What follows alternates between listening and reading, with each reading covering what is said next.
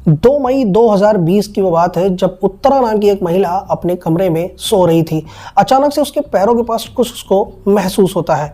हड़बड़ाकर जब वो उठती है तो देखती है कि उसके पैरों के पास एक सांप बैठा हुआ है। वो उसको हटाने की कोशिश तो करती है, लेकिन अचानक से वो सांप उसके लेफ्ट पैर में काट लेता है। आनन फानन में उसको हॉस्पिटल एडमिट करवाया जाता है, क्योंकि रसेल वाइपर नाम के एक सांप ने उसको काटा था, जो कि काफ़ी ज़्यादा जहरीला होता है, जिसे काटने के बाद बहुत ही कम चांसेस होते हैं कि इंसान ज़िंदा बच पाएगा। लगभग 3 सर्जरी होने के बाद उसकी जान तो बच गई, लेकिन उसको हॉस्पिटल में 2 महीने तक एडमिट रहना पड़ा। 6 मई 2020 की वो बात है जब डॉक्टर्स ने उसको डिस्चार्ज कर दिया, लेकिन डिस्चार्ज करते वक्त डॉक्टर्स ने बताया कि अभी इसको और भी रेस्ट की ज़रूरत है, जिसकी वजह से उत्तरा अपने माता पिता के साथ अपने मायके चली जाती है। साथ में उसका हस्बैंड सूरज भी उसकी देखभाल करने के लिए उसके साथ जाता है। अब शाम को वो लोग खाना पीना खाकर आराम से सो जाते हैं, लेकिन नेक्स्ट मॉर्निंग उत्तरा अभी तक सोकर नहीं उठी, तो उसकी माँ आवाज़ लगाती हैं, लेकिन सोचते हैं कि आखिर आज उत्तरा इतनी लेट तक कैसे सो रही है, जो कि डेली 7 बजे के पहले उठ जाती थी, लेकिन आज 9 बज चुके हैं और अभी तक वो सो रही है। उत्तरा की माँ जब उसको कमरे में जाकर जगाने की कोशिश करती हैं तो देखती हैं कि उत्तरा आज कुछ अलग तरीके से सो रही है। उसको टच करके हिलाने की कोशिश करती हैं, लेकिन वो कुछ भी रिएक्शन नहीं दे रही थी। उसकी माँ डर जाती हैं और जब बॉडी छूती हैं तो पता चलता है कि उसकी बॉडी पूरी ठंडी हो चुकी है। अब उसकी मम्मी चिल्लाती हैं और उसके पापा और उसका हस्बैंड सूरज, सभी लोग, पूरा परिवार दौड़ कर आता है और उसको हॉस्पिटल में एडमिट कराया जाता है, जहाँ पर डॉक्टर्स ने बताया कि उत्तरा की डेथ हो चुकी है। लेकिन डॉक्टर्स उसके लेफ्ट हैंड पर एक स्नेक बाइट का मार्क देखते हैं और बॉडी को पोस्टमार्टम के लिए भेज दिया जाता है। सभी लोग पोस्टमार्टम रिपोर्ट का इंतज़ार कर रहे होते हैं। लेकिन पोस्टमार्टम रिपोर्ट में स्नेक बाइट के साथ साथ एक पॉइंट ऐसा भी था जिसकी वजह से ये सारे केस को उलझा कर रख दिया। एक नेचुरल डेथ एक मर्डर डेथ में बदल गया, क्योंकि पोस्टमार्टम रिपोर्ट में वो जो पॉइंट था वहाँ पर यह भी लिखा था कि किसी ने उसको स्लीपिंग पिल्स दिए हुए थे, जिसकी वजह से उसकी और डेथ हो गई। अब ये पॉइंट आने की वजह से पुलिस वालों को भी इस केस में छानबीन करने के लिए मजबूर कर दिया। ये कहानी शुरू होती है केरला के आंचल ज़िले से, जहाँ पर उत्तरा नाम की एक 25 साल की लड़की रहती थी। उसके पापा एक बिजनेसमैन थे और मम्मी एक रिटायर्ड टीचर थी और उसका एक छोटा भाई भी था। उत्तरा की फैमिली फाइनेंशियली काफ़ी ज़्यादा स्ट्रांग है, लेकिन उत्तरा को एक लर्निंग डिसेबिलिटी नाम की बीमारी है, जहाँ पर उत्तरा को कोई भी नई चीज़ें लर्न करने में, याद करने में काफ़ी ज़्यादा दिक्कतें होती थी। लेकिन उत्तरा इसका ट्रीटमेंट ले रही थी। अभी उत्तरा की उम्र काफ़ी ज़्यादा हो रही थी, जिसकी वजह से माता पिता को उसकी शादी करने की टेंशन हो रही थी। अब किसी तरह 2018 में उत्तरा की शादी सूरज नाम के एक लड़के से हो जाती है। हालांकि सूरज को उसकी डिसेबिलिटी के बारे में पहले से ही पता था, जिसकी वजह से सूरज उनसे अच्छा खासा दहेज लेता है और दहेज में एक 4 व्हीलर, 10 लाख रुपए कैश और 7.5 तोले सोने और 8,000 रुपये पर मंथ उसका ख्याल रखने के लिए खर्चे लिया करता था।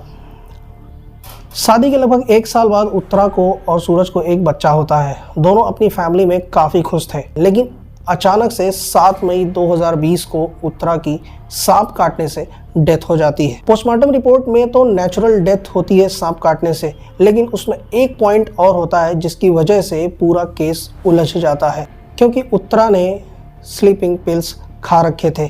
अब उसको स्लीपिंग पिल्स किसी ने खिलाया था या उसने खुद खाया था, ये एक पॉइंट की वजह से सारा का सारा केस उलझ गया था और उत्तरा के पिता ने पुलिस कंप्लेंट करने की सोची। हालांकि डीएसपी उत्तरा के पिता के अच्छे दोस्त थे, इस वजह से उन्हें केस में काफ़ी ज़्यादा हेल्प मिली थी। वे सबसे पहले उत्तरा के घर जाते हैं। वो छानबीन करते हैं और देखते हैं कि जिस दिन उत्तरा की डेथ हुई थी उस दिन उत्तरा अपने घर के फर्स्ट फ्लोर पर सो रही थी, जो कि एक पूरी तरह से एसी रूम है और उसमें सांप के जाने की कोई भी गुंजाइश नहीं है। अब ये बात तो क्लियर हो गई कि उत्तरा की मौत सांप काटने से तो हुई है। जिस दिन उत्तरा को सांप ने काटा उस दिन उसके साथ कौन था, इस बात को पता करने के लिए जब पुलिस ने घर वालों से पूछताछ की तो कि पहली बार जब उत्तरा को सांप ने काटा था तो उसके साथ उसका हस्बैंड सूरज था, और दूसरी बार भी जब उसको सांप काटा था तब भी उसका हस्बैंड सूरज था। ये बात सुनने के बाद पुलिस वाले कंफर्म हो गए कि कहीं ना कहीं उत्तरा की डेथ में सूरज का हाथ जरूर है।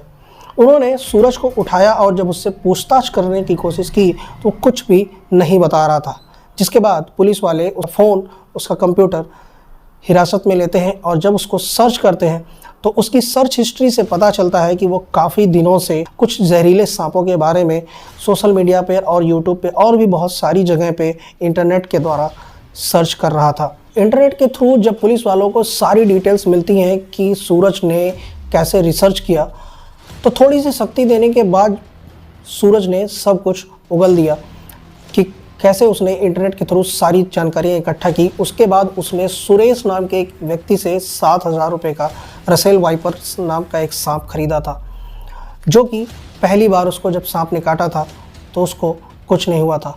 दोबारा से 2 महीने बाद उसने और अच्छे से रिसर्च किया तो उसने कोबरा नाम के एक सांप को खरीदा, जो कि उसी आदमी सुरेश से खरीदा था, और ये इस बार 10,000 रुपये का खरीदा था। और उस दिन सुरेश ने उत्तरा को सोने से पहले नींद की गोली खिला दी थी। स्लीपिंग पिल्स खिलाने के बाद सांप को उसके ऊपर ज़बरदस्ती अपने हाथों से पकड़कर कटवा दिया था। अब सारा केस पानी की तरह क्लियर हो चुका था, लेकिन अभी भी एक सवाल था कि आखिर सूरज ने ऐसा क्यों किया, आखिर उसने उत्तरा को मारना क्यों चाहता था। पुलिस वालों के मन में एक ही सवाल था कि आखिर सूरज ने उत्तरा को क्यों मारा। सूरज ने बताया कि वो उत्तरा से शादी सिर्फ पैसों के लिए किया था, क्योंकि उसको शादी से पहले ये मालूम था कि उत्तरा की लर्निंग डिसेबिलिटी क्या है और उसके नाम पे एक बहुत बड़ी इंश्योरेंस पॉलिसी थी, जिसकी वजह से उसने उत्तरा से शादी की था। लेकिन अगर वो उत्तरा को डाइवोर्स देता या उससे अलग होता तो उसकी प्रॉपर्टी का 50% हिस्सा उत्तरा के नाम चला जाता और उसको कुछ भी नहीं मिलता। इसलिए वो उसको नेचुरल डेथ दिखाकर उसको मारना चाहता था, जिसकी वजह से उसके इंश्योरेंस का पैसा उसको मिल जाए और उसकी प्रॉपर्टी भी उसके पास ही रहे। लेकिन क्या कुछ चंद पैसों के लिए कोई इतना गिर सकता है कि अपने ही हाथों से अपने ही परिवार का कत्ल कर सकता है? ऐसी और भी स्टोरीज़ के लिए आप हमारे साथ बने रहिए, और आपको अगली वीडियो किस टॉपिक पे चाहिए कमेंट में ज़रूर बताइएगा।